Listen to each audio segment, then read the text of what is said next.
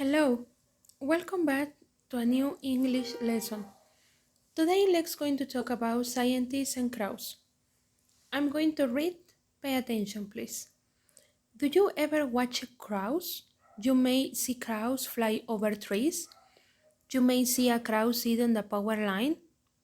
Maybe you hear crows call cow, cow, cow.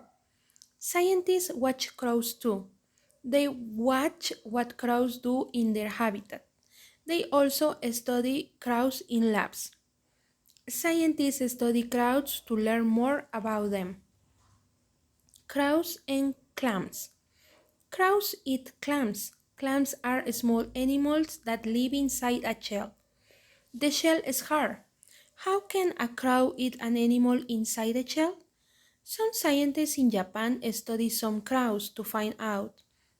The scientists watch crows eating clams. The crows pick up the clams with their beaks. They carry the clams high in the air and then drop them to the ground. When the shells hit the ground, they broke. Then the crows ate the clams. Crows and walnuts. Crows eat walnuts too. Walnuts are nuts that have very hard shell. How can a crow break the shell? The scientists learn by watching these too. Some crows drop walnuts on the street. Cars drove over the shells and cracked them. Then the crows ate the nuts. Sometimes a crow did not drop the wall. Sometimes a crow carried a walnut, put it down in a crosswalk, and flew away. Cars drove over the walnut and cracked the shells. Then the crow came back and ate the walnut. Scientists know that birds do many things by instinct. For example, they learn to fly by instinct. But the crows in Japan seem to be solving a problem. How could the scientists find out if the crows were using instinct or solving a problem? The scientists had a great idea. They would test crows in a lab. They would try to learn if a crow could solve a problem. They would find the proof. Crows in a lab. The scientists gave the crows this problem. They put food in a tiny bucket with a handle. The bucket was at the bottom of a tube.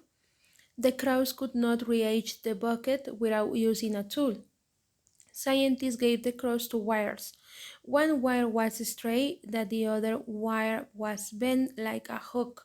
A crow could lift the bucket with the bent wire. A crow named Betty used the bent wire to lift the bucket 4 times.